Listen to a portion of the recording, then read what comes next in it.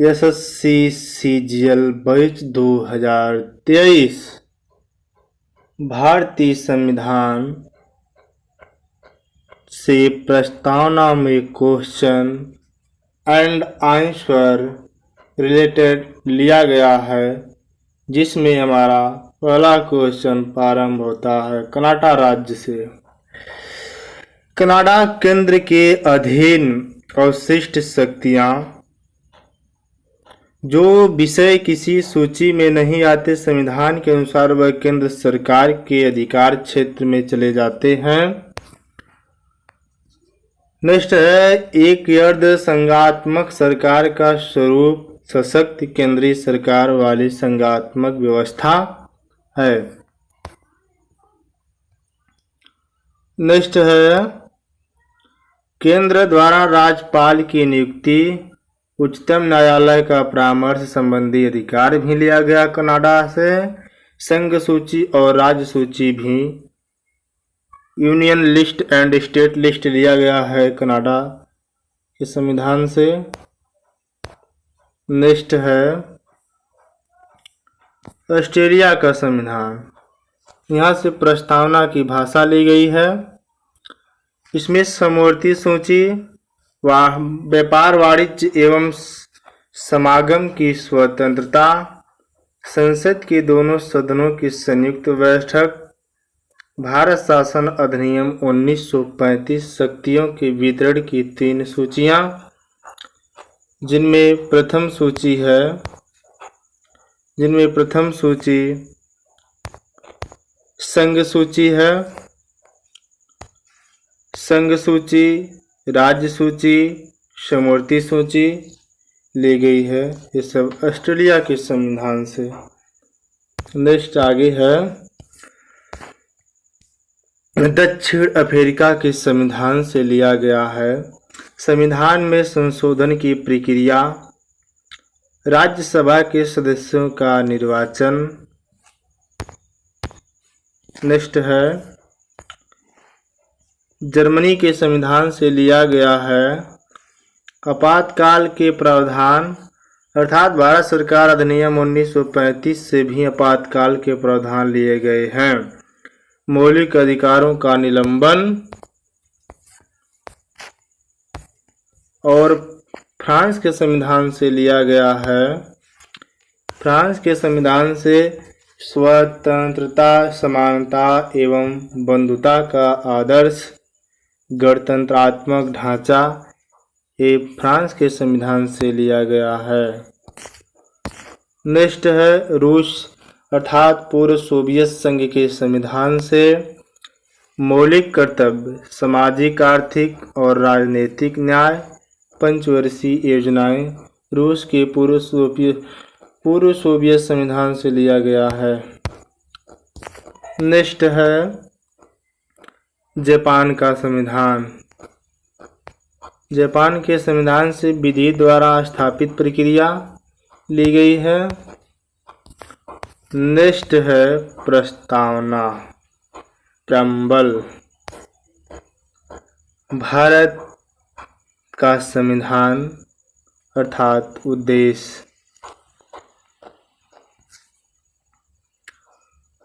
इसका उद्देश्य है, हम भारत के लोग भारत को एक संपूर्ण प्रभुत्व संपन्न समाजवादी पंथ निरपेक्ष लोकतंत्रात्मक गणराज्य बनाने के लिए तथा उसके समस्त नागरिकों को सामाजिक, आर्थिक और राजनैतिक न्याय, विचार, अभिव्यक्ति, विश्वास, धर्म और उपासना की स्वतंत्रता, प्रतिष्ठा और अवसर की समता प्राप्त कराने के लिए तथा उन सब में व्यक्ति की गरिमा और राष्ट्र की एकता और अखंडता सुनिश्चित करने वाली बंधुता बढ़ाने के लिए दृढ़ संकल्प होकर अपनी इस संविधान सभा में आज तारीख 26 नवंबर 1949 को मिति मार्गशीर्ष शुक्ल सप्तमी संवत 2006 विक्रमी को एदत द्वारा इस संविधान को अंगीकृत किया गया अधिनियमित और आत्मार्पित करते हैं। ऐसा हमारे संविधान की प्रस्तावना में लिखा हुआ है। नेक्स्ट है, प्रस्तावना में 4 मूल तत्व जोड़े गए हैं। प्रस्तावना में 4 मूल तत्व हैं। संविधान के अधिकार का स्रोत। प्रस्तावना कहती है कि संविधान भारत के लोगों से शक्ति अधिगृहित करता है। भारत की प्रकृति की यह घोषणा करती है कि भारत एक संप्रभु, समाजवादी, धर्मनिरपेक्ष, लोकतांत्रिक व गणतांत्रिक राज व्यवस्था वाला देश है। नेक्स्ट है, तीसरे नंबर पर है संविधान के उद्देश्य। संविधान के उद्देश्य इसके अनुसार न्याय, स्वतंत्रता, समता व बंधुत्व संविधान के उद्देश्य हैं। नेक्स्ट है नंबर 4 पर संविधान लागू होने की तिथि। यह 26 नवंबर 1949 की तिथि का उल्लेख करती है। नेक्स्ट है, संविधान का प्रारंभिक कथन है। संविधान का प्रारंभिक कथन है जो संविधान के कारणों तथा मार्गदर्शन मूल्यों को बताता है। इसे राजनैतिक कुंजी और राजनैतिक जन्मपत्री बताया गया है। प्रस्तावना में संविधान के निर्माताओं के मनोभाव और आदर्श प्रतिबिंबित होते हैं। मुख्य न्यायाधीश एम हिदायतुल्लाह ने प्रस्तावना को संविधान की आत्मा कहा है। नेक्स्ट है, आर्टिकल 32 के तहत डॉक्टर भीमराव अंबेडकर भी प्रस्तावना को आत्मा का उद्देश्य दिया है। नेक्स्ट है, यह गैर न्यायिक है क्योंकि इसके प्रावधानों को न्यायालय में लागू नहीं कराया जा सकता है। बेरोबाड़ीवाद में ही सर्वोच्च न्यायालय ने प्रस्तावना को संविधान का अंग नहीं माना, इसलिए विधायिका प्रस्तावना में संशोधन नहीं कर सकती है। नेक्स्ट है, केशवानंद भारती बनाम केरल राज्य। 1973 केस द्वारा उच्चतम न्यायालय ने प्रस्तावना को भारत के संविधान का हिस्सा घोषित किया है। इस केस द्वारा मूल ढांचा सिद्धांत का प्रतिपादन किया गया। इसके अनुसार संसद को संविधान के किसी भी भाग में संशोधन का अधिकार है, परंतु मूल ढांचे में संशोधन का अधिकार नहीं होगा। नेक्स्ट है अनुसूचियाँ। अनुसूचियाँ 26 जनवरी 1950 को संविधान के लागू होने के समय कुल 8 अनुसूचियाँ थी। वर्तमान में इनकी संख्या बढ़कर 12 हो गई है। प्रथम अनुसूची और विषय। प्रथम अनुसूची भारतीय संघ के राज्य एवं संघीय क्षेत्रों का वर्णन करती है। द्वितीय अनुसूची विभिन्न पदाधिकारियों को प्राप्त होने वाले वेतन, भत्ते एवं पेंशन आदि का वर्णन करती है। नेक्स्ट क्वेश्चन है तृतीय अनुसूची। तृतीय अनुसूची विभिन्न पदाधिकारियों द्वारा शपथ ग्रहण करने का वर्णन करती है। चौथी अनुसूची राज्यसभा में विभिन्न राज्यों एवं संघीय क्षेत्रों के स्थानों का आवंटन करती है। पांचवी अनुसूची में अनुसूचित क्षेत्रों और अनुसूचित जनजातियों के प्रशासन और नियंत्रण के बारे में उपबंध है।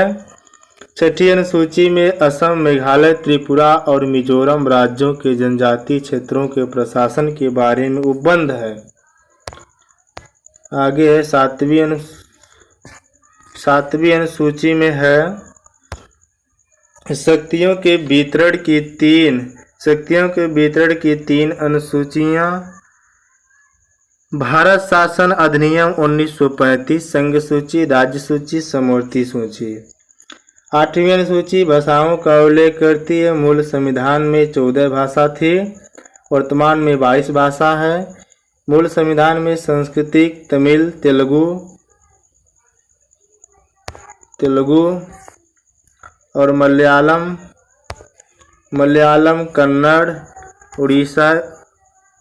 उड़िया, मराठी, गुजराती, हिंदी 10वीं पर बांग्ला 11वीं असमिया, 12वीं उर्दू, 13वीं पंजाबी, 14वीं कश्मीरी है। नेक्स्ट आगे है 15वीं भाषा सिंधी है।